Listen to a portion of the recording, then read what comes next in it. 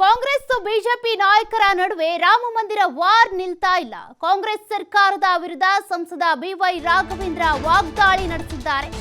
ರಾಮ ಮಂದಿರ ವಿಚಾರಕ್ಕೆ ಸಂಬಂಧಪಟ್ಟಂತೆ ಬಿಜೆಪಿ ಕಾಂಗ್ರೆಸ್ ವಿರುದ್ಧ ಜಟಾಪಟಿ ನಿಲ್ತಾ ಇಲ್ಲ.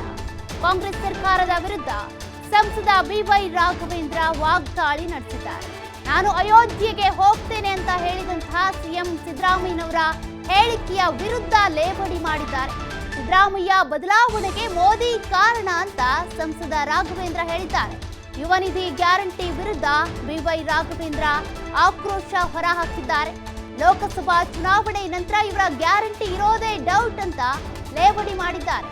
ಯುವ ನಿಧಿ ಯೋಜನೆ ಏನಿದೆ ಯುವಕರ ಕಣ್ಣಿಗೆ ಮಣ್ಣೆರಚುವ ತಂತ್ರ ಅಷ್ಟೇ. ಶಿವಮೊಗ್ಗ ಫ್ರೀಡಂ ಪಾರ್ಕ್ ಮಾಡಿರೋದು ಬಿಜೆಪಿ ಸರ್ಕಾರ, ಅದನ್ನು ಕೂಡ ಪ್ರಸ್ತಾಪ ಮಾಡಿದ್ದಾರೆ.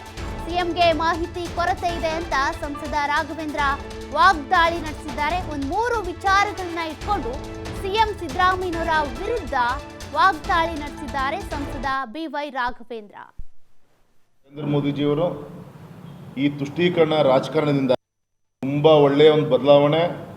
ಇದಕ್ಕೆ ಕಾರಣ ಪುಣ್ಯಾತ್ಮ ನರೇಂದ್ರ ಮೋದಿಜಿಯವರು ಈ ತುಷ್ಟೀಕರಣ ರಾಜಕಾರಣದಿಂದ ಹೊರಗೆ ಬರಲಿಲ್ಲ ಅಂದರೆ ನಮ್ಮ ಕಾಂಗ್ರೆಸ್ಸಿನ ಹೆಸರು ಇಂದಿರಾ ಗಾಂಧಿಯವರ ಕಾಲದಲ್ಲಿ 400 ಚಿಲ್ಲರೆ ಇದ್ದಂಥ ಲೋಕಸಭಾ ಸದಸ್ಯ ತುಂಬ ಒಳ್ಳೆಯ ಒಂದು ಬದಲಾವಣೆ. ಇದಕ್ಕೆ ಕಾರಣ ಪುಣ್ಯಾತ್ಮ ನರೇಂದ್ರ ಮೋದಿಜಿಯವರು ಈ ತುಷ್ಟೀಕರಣ ರಾಜಕಾರಣದಿಂದ ಹೊರಗೆ ಬರಲಿಲ್ಲ ಅಂದರೆ ನಮ್ಮ ಕಾಂಗ್ರೆಸ್ಸಿನ ಹೆಸರು ಇಂದಿರಾ ಗಾಂಧಿಯವರ ಕಾಲದಲ್ಲಿ 400 ಚಿಲ್ಲರೆ ಇದ್ದಂಥ ಲೋಕಸಭಾ ಸದಸ್ಯ ತುಂಬ ಒಳ್ಳೆಯ ಒಂದು ಬದಲಾವಣೆ.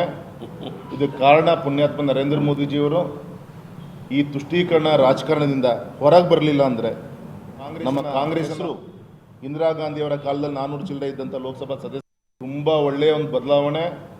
ಇದಕ್ಕೆ ಕಾರಣ ಪುಣ್ಯಾತ್ಮ ನರೇಂದ್ರ ಮೋದಿಜಿಯವರು ಈ ತುಷ್ಟೀಕರಣ ರಾಜಕಾರಣದಿಂದ ಹೊರಗೆ ಬರಲಿಲ್ಲ ಅಂದರೆ ನಮ್ಮ ಕಾಂಗ್ರೆಸ್ಸಿನ ಹೆಸರು ಇಂದಿರಾ ಗಾಂಧಿಯವರ ಕಾಲದಲ್ಲಿ 400 ಚಿಲ್ಲರೆ ಇದ್ದಂಥ ಲೋಕಸಭಾ ಸದಸ್ಯ ತುಂಬ